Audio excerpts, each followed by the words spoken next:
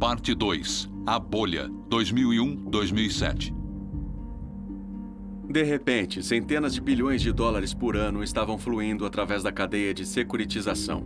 Como ninguém conseguia uma hipoteca, as aquisições e preços dos imóveis subiram vertiginosamente. O resultado foi a maior bolha financeira da história. Bens imobiliários são reais. Pode-se ver o bem, pode-se viver neste bem, pode-se alugar este bem. Houve um boom enorme nos imóveis que não fazia nenhum sentido.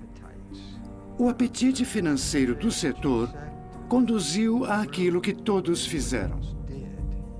A última vez que tivemos uma bolha imobiliária foi no final dos anos 1980. Naquele caso, os aumentos dos preços dos imóveis tinham sido relativamente menor. Esta bolha dos imóveis levou a uma recessão relativamente grave. De 1996 até 2006, o preço real dos imóveis dobrou de modo efetivo. Preço dos imóveis 2007, 194%. Com o preço de $500 por bilhete, eles vieram saber como comprar a sua própria parte do sonho americano. A Goldman Sachs, Bear Stearns, Lehman Brothers, Merrill Lynch estavam todos nisso. O empréstimo de alto risco sozinho aumentou de 30 bilhões por ano em fundos para mais de 600 bilhões por ano em 10 anos. Eles sabiam o que estava acontecendo. A Countrywide Financial, a maior credora de alto risco, distribuiu o equivalente a 97 bilhões de dólares em empréstimos e ganhou mais de 11 bilhões em lucros como resultado. Em Wall Street, os bônus anuais em dinheiro cresceram.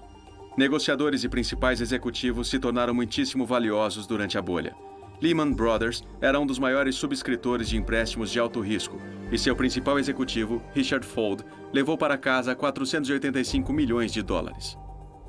Em Wall Street, esta bolha de imóveis e crédito estava conduzindo centenas de bilhões de dólares de lucros. Por volta de 2006, cerca de 40% de todos os lucros de empresas S&P 500 estavam vindo das instituições financeiras. Não havia lucros reais. Não era um rendimento real.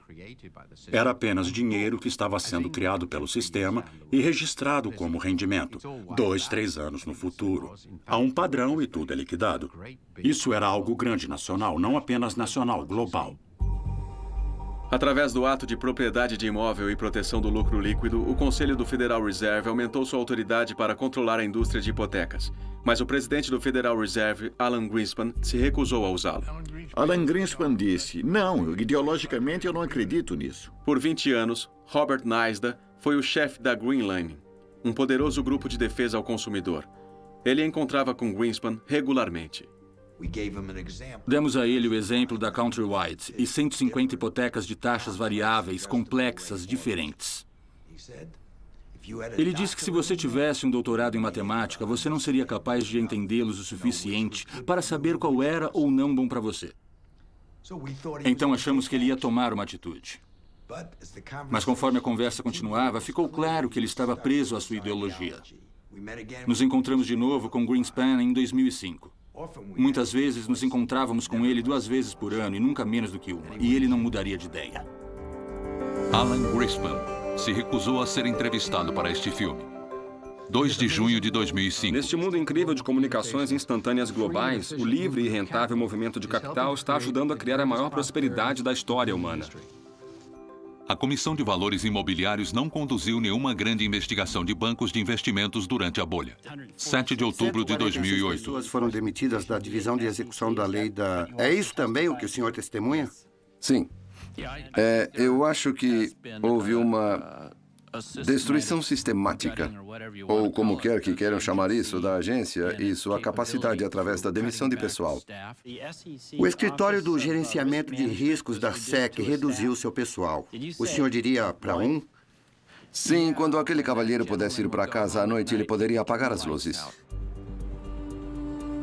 Durante a bolha, os bancos de investimentos estavam pegando grandes empréstimos para comprar mais empréstimos e criar mais CDOs. A razão entre o dinheiro pego emprestado e o dinheiro do próprio banco foi chamado de alavancagem. Quanto mais os bancos pegavam emprestado, mais alta era a sua alavancagem. Em 2004, Henry Paulson, o principal executivo da Goldman Sachs, ajudou a pressionar a Comissão de Valores Imobiliários para afrouxar os limites da alavancagem, permitindo aos bancos que aumentassem bruscamente seus empréstimos. A SEC, de alguma forma, decidiu deixar que os bancos de investimentos arriscassem muito mais. Aquilo foi loucura. Eu não sei por que eles fizeram isso, mas fizeram. Em 28 de abril de 2004, a SEC se reuniu para considerar elevar os limites de alavancagem nos bancos de investimento. Nos disseram que esses eram os caras grandes e claramente isso é verdade. Mas isso significa que se alguma coisa der errado, será uma bagunça terrível. As instituições financeiras mais altamente sofisticadas. Essas são as empresas que fazem a maior parte da atividade de derivados nos Estados Unidos. Conversamos com algumas delas para saber qual era o nível de conforto delas. A empresa, na verdade, achou que o número era adequado. Os comissários votaram por adotar as emendas de lei e novas leis como recomendado pela equipe? De fato, sim, é unânime. E nós adiamos. Alavancagem de banco de investimento 2003 versus 2007. O grau de alavancagem no sistema financeiro se tornou absolutamente assustador. Os bancos de investimento se alavancaram até o nível de 33:1, o que significa uma redução de minúsculos 3% no valor de sua base de bens, o que os deixaria na falência. Havia uma outra bomba relógio no sistema financeiro. A AIG, a maior companhia de seguros do mundo, estava vendendo quantidades enormes de derivados, os chamados Credit Default Swaps. Para os investidores que possuíam CDOs, as Credit Default Swaps funcionavam como uma apólice de seguros. Um investidor que adquirisse Credit Default Swaps pagava à AIG um prêmio trimestral. Se o CDO perdia, a AIG prometia pagar ao investidor suas perdas. Mas diferente de um seguro comum, os especuladores também poderiam comprar essas CDS da AIG para apostar contra os CDOs que eles não possuíam. Em seguros, você só pode assegurar algo que possui. Se eu e você temos uma propriedade, eu possuo uma casa, eu só poderia assegurar aquela casa uma vez. O universo dos derivados essencialmente permite que qualquer pessoa, na verdade, faça o seguro daquela casa. Então você poderia fazer o seguro dela, outra pessoa poderia, então 50 pessoas poderiam fazer o seguro da minha casa. Então o que acontece se a minha casa pegar fogo é que agora o número de perdas no sistema se torna proporcionalmente maior. Como as Credit Default Swaps não eram regulamentadas, a AIG não tinha que economizar nenhum dinheiro para cobrir perdas em potencial. Ao invés disso, a AIG pagava seus funcionários com quantidades enormes de bônus, assim que os contratos eram assinados. Mas se os CDOs depois fossem mal, a AIG poderia ser responsabilizada. As pessoas estavam sendo essencialmente recompensadas por assumirem grandes riscos. Nos bons tempos, geram receitas de curto prazo e lucros e, portanto, bônus. Mas isso vai levar a empresa a abrir falência a longo prazo. Isso distorce totalmente o sistema de compensação. A divisão de produtos financeiros da AIG em Londres distribuiu o valor de 500 bilhões de dólares em Credit Default Swaps durante a bolha. Muitos deles por CDOs financiados por hipotecas subprime. Os 400 funcionários da AIG-FP ganharam 3,5 bilhões de dólares entre 2000 e 2007. Joseph Cassano, diretor da AIG-FP, ganhou pessoalmente 315 milhões de dólares. É difícil para nós, sem sermos petulantes, até ver um cenário sem nenhum tipo de domínio de razão, que nos imaginássemos perdendo $1 em qualquer dessas transações. Em 2007, os auditores da AIG fizeram advertências. Um deles, Joseph St. Denis, demitiu-se em protesto depois que Cassano repetidamente o impediu que investigasse a contabilidade da AIG-FP. Deixe-me lhe dizer sobre uma pessoa que não ganhou o bônus enquanto todo mundo estava ganhando bônus. Lá estava St. Denis, o Sr. St. Denis, que tentou alertar vocês dois do fato de que enfrentariam grandes problemas. Ele pediu demissão por frustração e não conseguiu um bônus. Em 2005, Raghuram Rajan, então economista-chefe do Fundo Monetário Internacional, entregou um documento no simpósio anual de Jackson Hole, a conferência da maior elite bancária do mundo. Quem estava na audiência? Estavam, eu acho, os principais banqueiros do mundo, desde o próprio Sr. Greenspan, em pessoa, Ben Bernanke, Larry Summers, Tim Geithner também estava lá. O título do documento era "O desenvolvimento financeiro está colocando o mundo em risco?" E a conclusão que eu cheguei foi que está sim. O documento de Ryan enfocava as estruturas de incentivo que geram casos de bônus enormes em rendimentos de curto prazo, mas que não impõem penalidades para perdas posteriores.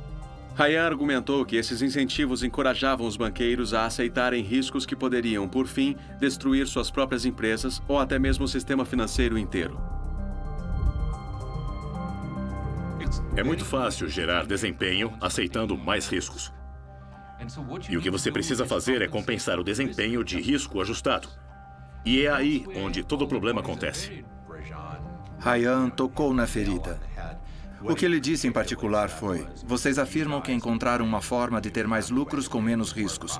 Eu digo que vocês encontraram uma forma de ter mais lucros com mais riscos. E existe uma grande diferença. Summers foi bem direto.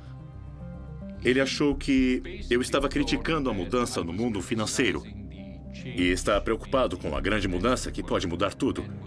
Então, essencialmente, ele me acusou de estar sendo ludidista. Ele queria se certificar que nós não teríamos um novo conjunto de regras para frear o setor financeiro naquele momento exatamente.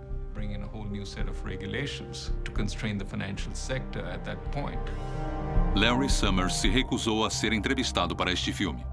Você vai ganhar 2 milhões de dólares por ano a mais, ou 10 milhões de dólares por ano, colocando a sua instituição financeira em risco. Outra pessoa paga a conta e você não paga. Você quer fazer a aposta? Pessoas que trabalhavam em Wall Street disseram: eu faria essa aposta.